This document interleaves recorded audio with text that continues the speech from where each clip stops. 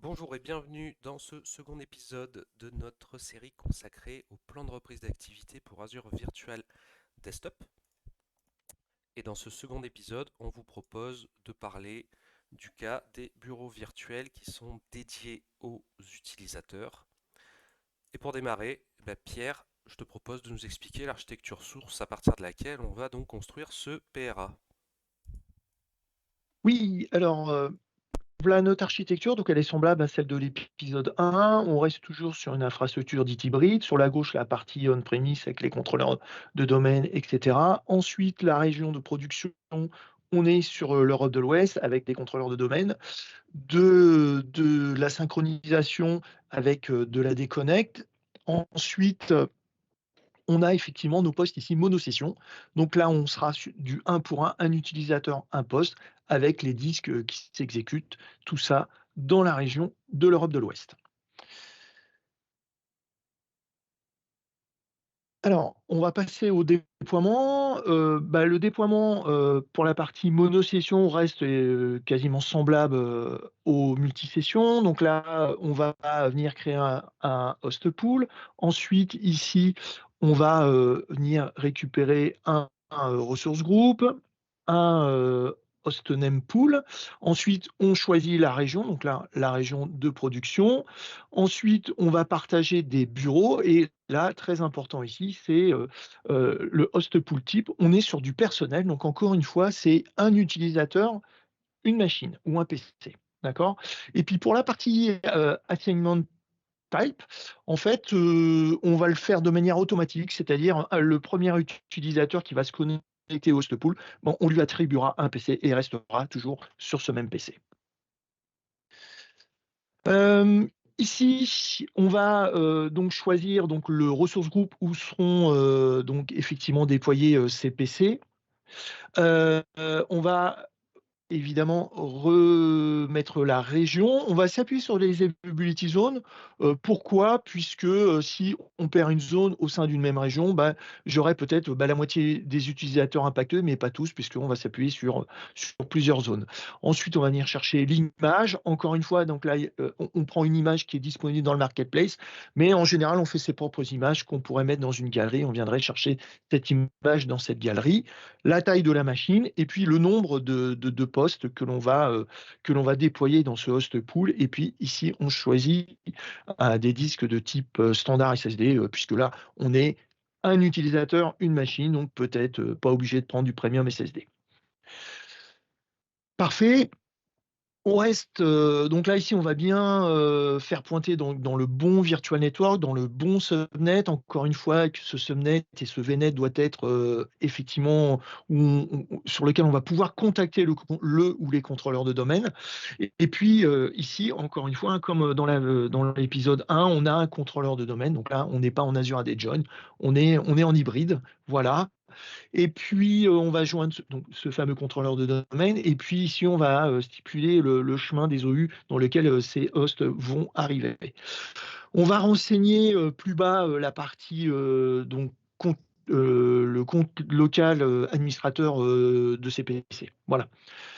Donc une fois qu'on a terminé, on a tout renseigné, on passe à la, à la partie suivante ici. On va, exposer ces postes, dans un workspace. Donc le workspace est déjà créé ici ou sinon on aurait pu en recréer un nouveau, pourquoi pas. Voilà, donc là on garde sur ce workspace-là. Ensuite, on a un petit, récap de ce que l'on a paramétré, possibilité de revenir dessus et ensuite on va venir créer tout ça. Parfait. Donc là, ici, donc j'ai mon host pool HPWE personnel et puis ici, on est, effectivement sur du personnel. Donc là, voilà. Normalement, en cliquant là-dessus, on devrait voir donc les 2 hosts, installés, donc là, les 2 PC, d'accord? Pour l'instant, ils ont été attribués à personne puisque, personne ne s'est connecté dessus et puis on voit la région Ouest Europe de production. Voilà. On continue. Ne pas oublier, d'aller donner les droits, aux utilisateurs de pouvoir consommer, ces postes. Donc là, il suffit d'aller dans Application Group ici, et c'est là où on va faire les assignments. Donc c'est là où on va les récupérer, donc les comptes qui sont dans l'Azure AD, qui ont été synchronisés, et puis c'est là où je vais, donner ces droits, à ces utilisateurs, encore une fois, qui sont, dans, l'Azure AD et qui a été synchronisé avec de la l'AD Connect. Magnifique. Parfait. Donc là, on va regarder un petit peu comment, ces PC vont être attribués. Bah, c'est, extrêmement simple. Un utilisateur va venir s'authentifier. Donc première authentification, vis-à-vis de l'Azure AD. Ensuite, on le reroute sur le workspace, et là, sur le workspace, on voit le My Cloud PC on AVD, et on va cliquer dessus. Donc nous, on a fait du SSO, c'était magnifique. Ici, bah, effectivement, l'utilisateur, va venir récupérer son poste, ses documents, et cetera, et cetera. Voilà. Voilà, donc là, si on revient sur la partie assignment, vous voyez maintenant que, effectivement, l'utilisatrice Carla, Espinosa a, son PC d'assigné et restera toujours sur le même. Maintenant, la production, donc là, on a fait, tout le setup, les PC ont été assignés, et cetera. Donc maintenant, on va un petit peu réfléchir comment on va pouvoir faire un PRA, en cas de perte de la région, Ouest Europe ou Europe de l'Ouest. Donc là, comme dans l'épisode 2, on va s'appuyer sur la région Europe du Nord, donc qui est notre région, secondaire. Donc là, on va, s'appuyer sur un service supplémentaire que l'on connaît déjà depuis pas mal de temps, dans Azure. On va s'appuyer sur Azure Site Recovery, d'accord? Donc qui sera, très important à installer sur la région de secours, d'accord? Et non pas sur la région, de production, puisque effectivement, si on perd la région de production, on aurait plus, le service ASR. Donc comment ça va fonctionner? Sur la partie gauche, sur la production, on voit les PC s'exécuter avec leurs disques, les disques de ces PC, le ou les disques de ces PC. Et ensuite, ce qui va se passer, donc là, c'est une techno, qui s'appuie sur Azure Site Recovery. En fait, on va venir répliquer les disques en mode asynchrone sur la région de secours. Voilà, c'est comme ça que ça fonctionne. Et puis après, effectivement, côté région de secours, il y a toujours nos contrôleurs de domaine, et puis, la déconnecte, en mode staging, si vraiment on perd, cette région, de manière à pouvoir toujours synchroniser des utilisateurs pour l'ajout de nouveaux utilisateurs. Voilà, donc en fait, ce qui va se passer, c'est que les disques sont répliqués en mode asynchrone sur la région de secours, et on attend de réinstancier des VM en cas de PERA, réinstancier les VM et rattacher, ces nouvelles VM aux disques qui ont été répliqués. Voilà, c'est comme ça que ça fonctionne.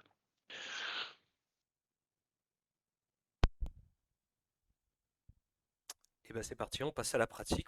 On va regarder comment configurer tout ça.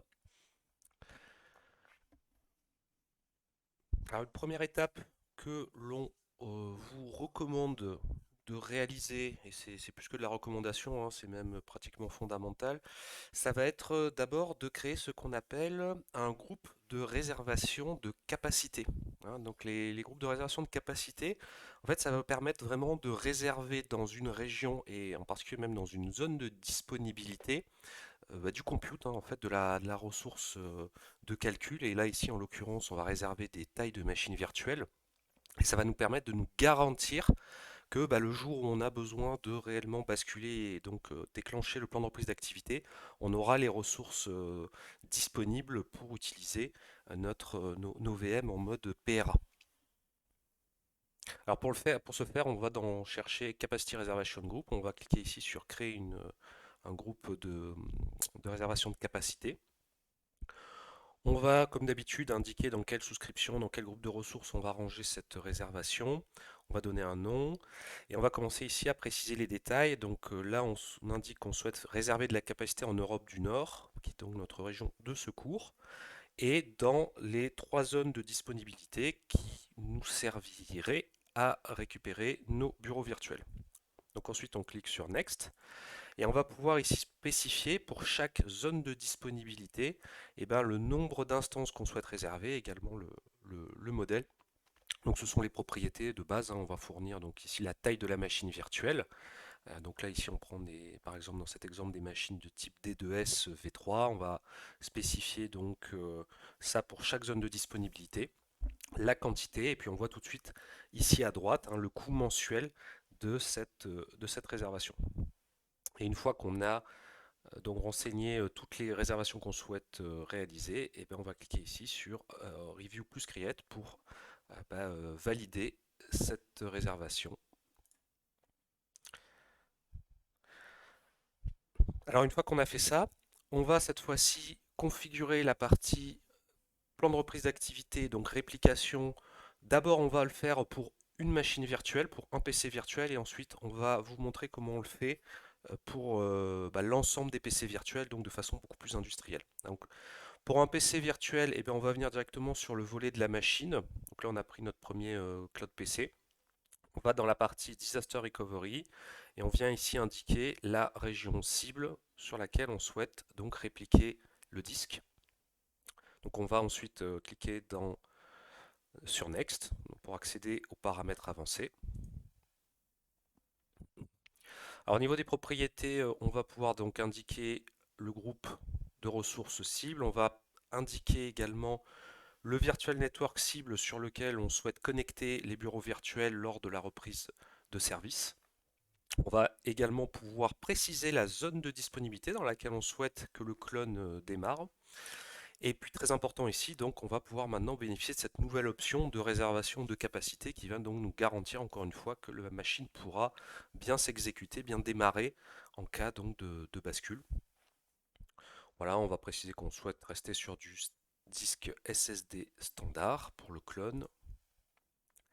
Et puis on peut préciser encore ici des paramètres de réplication, donc notamment le coffre de récupération, et comme Pierre nous indiquait, ce coffre de récupération qui va être instancié en Europe du Nord, puisqu'évidemment on aura besoin de pouvoir travailler sur le disque répliqué là-bas. Et on va utiliser la stratégie de réplication par défaut qui nous permet d'avoir des rétentions jusqu'à 24 heures pour les points de récupération, donc les snapshots qui vont être faits, qui sont donc créés par défaut toutes les 5 minutes.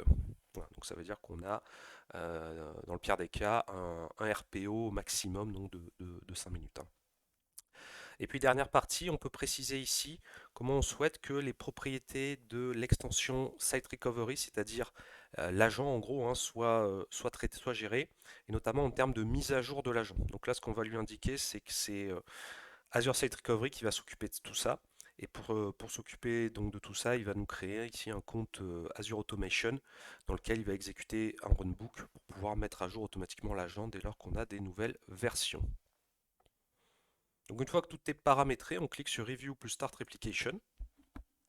Voilà, on a un résumé comme d'habitude de tous les paramètres qu'on aura saisis. Ici ensuite, on voit donc sur la machine qu'il a déployé l'extension Site Recovery pour démarrer le clonage du disque. Voilà, quand on bascule sur le panneau du coffre de récupération, qu'on a déjà ici un état, une synthèse de la réplication. Donc ici on voit qu'on a une machine qui a bien été prise en compte. Et puis on va se rendre dans la section objet répliqué pour avoir un peu plus d'informations. Donc là on retrouve notre Cloud PC. On voit que là, il n'est pas encore complètement synchronisé.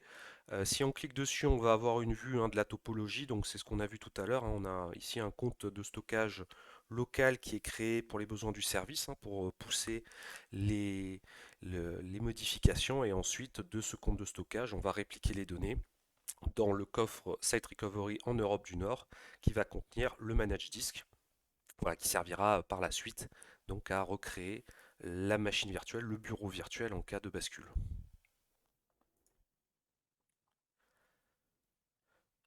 Alors ça, c'était pour une machine virtuelle, pour un cloud PC.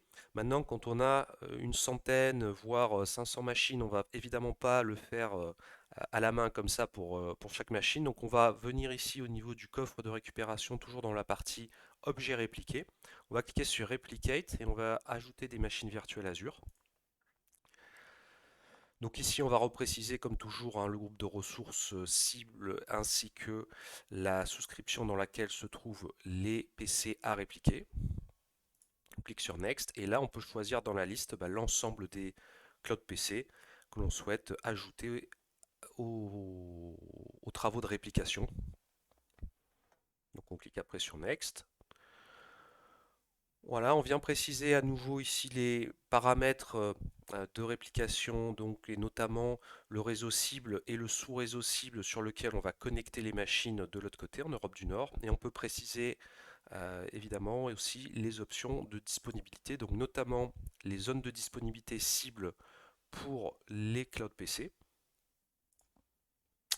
Et on va également indiquer, donc très important, donc cette option aussi donc, de capacité de réservation de calcul pour la région Europe du Nord. Donc là, ça nous garantira que chaque machine pourra bien redémarrer. Voilà, une fois que tout ça est paramétré, on fait Next. On finit cet assistant en précisant qu'on souhaite laisser ASR, donc gérer les mises à jour de l'agent. Voilà, on a un résumé de nos paramètres. Et puis, il suffit de cliquer sur Enable Replication. Et donc nos machines vont se retrouver ajoutées à la réplication. Alors, petite information sur le warning que l'on voit à droite. Alors, le warning vient du fait que nous n'avons pas encore réalisé en fait un test de bascule, un test du PRA, et donc c'est pour ça qu'il nous alerte, parce que dans les bonnes pratiques, évidemment, il faut vérifier que le PRA va bien fonctionner en testant donc l'accès au cloud PC.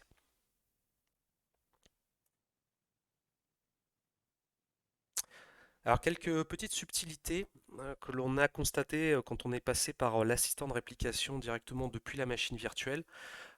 Première chose déjà, c'est que l'assistant nous a automatiquement créé un nouveau VNet ici. Donc il a appelé VNet WEPRD ASR dans la région cible North-Europe.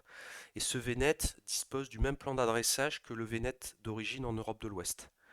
D'accord? Donc ça peut être intéressant en termes de test d'utiliser finalement ce réseau virtuel juste pour faire un test rapide du PRA, donc vérifier que la machine peut redémarre de l'autre côté et qu'on peut s'y connecter. Et alors pour faire ce test, nous on va créer en fait un bastion sur ce VNet qui est totalement étanche par rapport à la production, qui n'est finalement pas connecté au contrôleur de domaine. Donc ici on va créer un bastion et on va venir au niveau du cloud PC. Donc là ici sur l'objet PCW User 0, on va venir dans les propriétés réseau de la partie Site Recovery pour pouvoir indiquer deux éléments. Donc le premier, c'est bien confirmer que le réseau cible du site de repli sera bien le VNet NEDRP North Europe. Donc c'est le VNet qui comprend bien sûr les contrôleurs de domaine du site de repli. Et on va préciser pour la partie test de bascule qu'on va utiliser ce nouveau VNet étanche pour faire nos tests en fait et vérifier que tout se passe bien quand on active la bascule.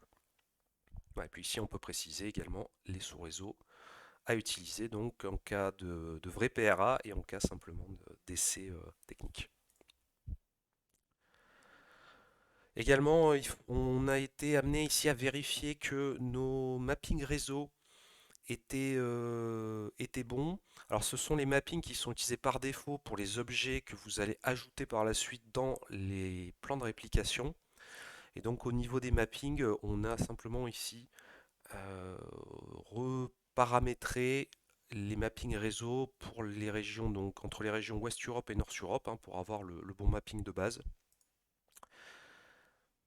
Et pareil pour le sens inverse de l'Europe du Nord vers l'Europe de l'Ouest, quand il faudra donc faire revenir les machines en cas donc de retour à une situation nominale. Voilà, donc tout est bon là au niveau de la partie paramétrage de Site Recovery. Et puis maintenant, Pierre, je te propose donc de faire un test de bascule. Ouais, bien sûr. Donc effectivement, comme Florent nous l'a dit, un bon PRA, il doit être testé. On préconise, après, je crois, dans les bonnes pratiques, c'est tous les 6 mois. Tous les 6 mois, il est toujours de bon ton de tester son PRA. Et donc, dans Azure Site Recovery, on va pouvoir le faire dans un réseau bien particulier, isolé, qui a une extension OSR, comme nous l'a montré tout à l'heure Florent. Donc, il suffit d'aller dans les machines, machine par machine, ou une de temps en temps. On va aller sur la partie test failover ici. Donc la partie test failover, effectivement, on va repréciser qu'on est bien, le test sera bien fait en North Europe, et puis surtout le plus important sur la partie réseau ici, que que cette machine de test soit bien instanciée dans le bon VNet qui va bien. Et là, en l'occurrence, ici, effectivement, c'est notre VNet, donc West Europe Prod, mais tiré ASR, et ce VNet-là, il est bien en North Europe. Voilà. OK. Donc là, ben, le test failover, donc qu'est-ce qui va se passer? Effectivement, ben, il va réinstancier un disque supplémentaire. Le disque du PC, vous verrez à la fin, il y a bien, comme là c'est entouré, on a bien la partie test derrière. Donc il rajoute le nom du disque plus la partie test. Donc ça, c'est le disque qui va être instancié pour notre test failover. Normalement, on doit avoir le PC aussi, toujours avec l'extension à la fin -test. Magnifique. Donc là, j'ai ma nouvelle machine qui s'est instanciée donc dans mon VNet de test, d'accord, prévu à cet effet. Encore une fois, ce VNet, il est complètement isolé. Il n'est pas rattaché à mes ou mon contrôleur de domaine. Et puis ensuite, ben, pour pouvoir faire mes tests, ben, je vais simplement venir me connecter sur ce PC. D'accord. Donc, je vais passer par le Bastion, c'est ce que Florent a déployé tout à l'heure. Donc là, les credentials, donc là, on passera sur le compte administrateur local, hein, puisqu'encore une fois, cette VM s'est instanciée dans un VNet qui est complètement isolé. Et évidemment, on n'a pas de contrôleur de domaine. Donc là, ça peut prendre un petit peu de temps à se connecter. Et là, on s'aperçoit bah, que ce PC c'est bien instancié avec le profil utilisateur, les documents, etc., etc. Donc, je pars du principe que mon test failover a bien fonctionné. Voilà. Bien évidemment, une fois que le test failover est donc j'ai testé, etc., bah, il faut que je clean ce test failover. Donc là, je vais aller dans cet assistant. Clean test failover. Ici, je vais venir notifier un peu de commentaires. Donc là, ici, c'est OK Roger. Et ensuite, le plus important, reviens, Florent, sur le slide d'avant. Oui, voilà, surtout ce qui est important ici, c'est bien de cocher ici, puisque en fait, ce test failover, en fait, vous avez une machine qui est instanciée, donc vous êtes facturé, d'accord. Donc bah, là, l'idée ici, c'est à la fin du test, bah, que la machine soit supprimée, soit supprimée. Voilà. Donc là, OK, parfait. OK, donc là, le test failover, on l'a fait machine par machine, mais vous imaginez bien que si vous avez un problème dans la région de production et que vous avez à appliquer votre PA, on ne va pas le faire machine par machine. Donc, ce qu'on vous propose ici, c'est de créer un recovery plan. Et dans ce recovery plan, c'est là où on va venir ajouter effectivement nos PC, tous nos PC. Donc c'est là on va venir bah, faire les courses, tous les PC que je souhaite. Donc évidemment, vous avez installé les agents dessus, etc. Et ensuite, vous sélectionnez vos PC ici. Voilà, dans ce recovery plan. Ensuite, quand on fait un recovery plan de base, il vous crée quelques groupes. Le premier groupe d'action qui va veiller à ce que les VM de production soient bien éteintes.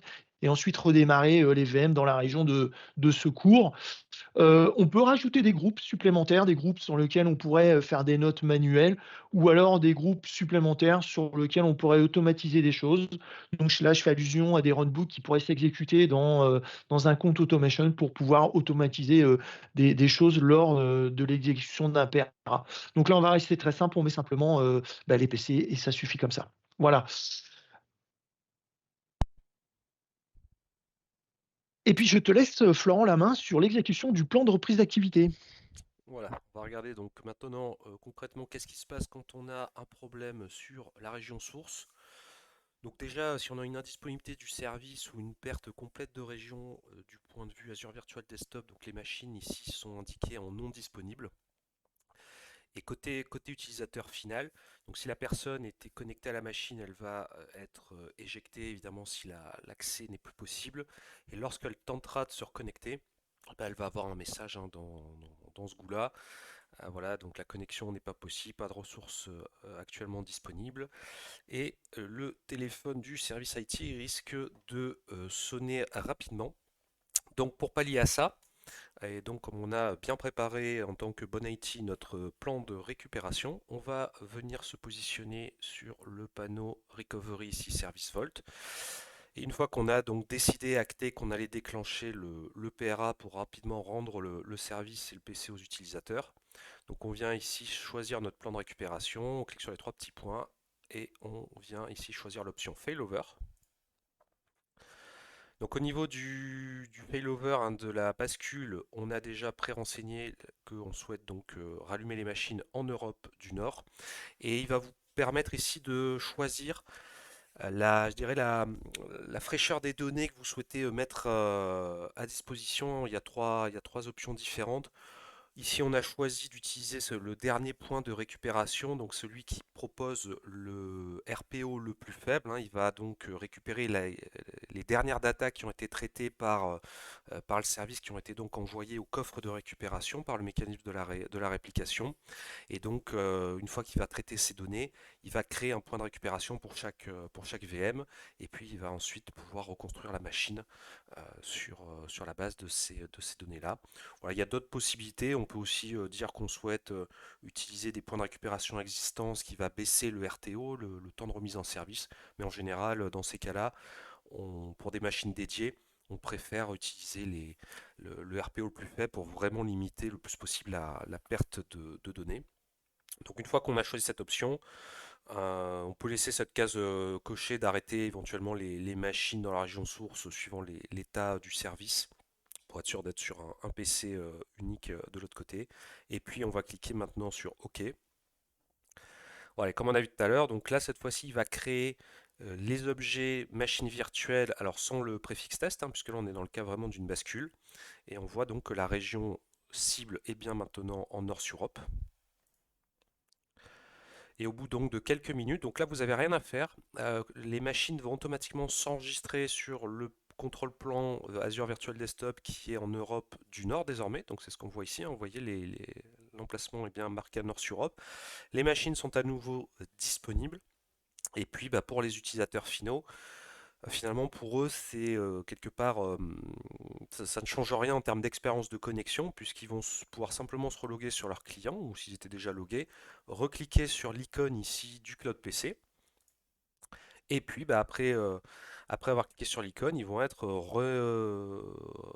réinjectés dans leur session et donc ils vont retrouver bah, les documents qu'ils avaient et puis les derniers donc les dernières datas disponibles par rapport au point de récupération. Voilà, donc côté console site recovery ensuite, ici on voit que la bascule maintenant est terminée de son point de vue avec l'emplacement actif en Europe du Nord. Et vous avez une dernière ici action à faire, c'est la notion donc de commit de la bascule. Alors tant que vous n'avez pas fait ce commit, vous avez toujours la possibilité de modifier les points de récupération pour les cloud PC. Donc vous pouvez toujours repartir d'un point de récupération différent et donc réinstancier une machine virtuelle sur cette base-là. Une fois que vous êtes satisfait de la bascule et que tous les utilisateurs peuvent retravailler, ici vous allez pouvoir donc valider votre PRA en cliquant sur le commit. Voilà, donc ici il nous indique effectivement qu'on ne pourra plus changer le point de récupération et on fait OK. Et cette fois-ci, on est bien arrivé sur donc un PRA qui s'est exécuté avec succès. Et donc tout tourne maintenant en Europe du Nord. Voilà donc comment on peut exécuter un plan de reprise d'activité pour des PC virtuels dédiés à des utilisateurs. Alors évidemment ensuite, quand la région source, votre région d'origine de production va revenir et que l'état est nominal, hein, pour reprendre la production, il faudra faire les opérations inverses donc pour récupérer les machines, c'est-à-dire on viendra créer un recovery vault dans la région d'origine. Donc ici en l'occurrence dans ce scénario, notre production était en Europe de l'Ouest. Et puis on va réactiver la protection des VM à la réplication dans le sens inverse. Et on terminera en créant un nouveau plan de récupération pour basculer en rafale l'ensemble des machines. Voilà, on est arrivé au terme de cette série qui était consacrée au plan de reprise d'activité pour Azure Virtual Desktop. Si vous avez des commentaires, des questions ou des suggestions, n'hésitez surtout pas à nous en faire part donc dans les commentaires On y répondra avec grand plaisir, hein, ou même si vous avez des suggestions aussi de thèmes, hein, que vous souhaiteriez nous voir aborder, ça sera également avec plaisir qu'on se penchera dessus. Merci Pierre, comme d'habitude, pour ton suivi et la qualité de toutes tes explications. Et merci à toutes et tous Merci à toi, Florent. de nous avoir suivis. On vous dit à très bientôt pour de nouvelles sessions. Merci, au revoir.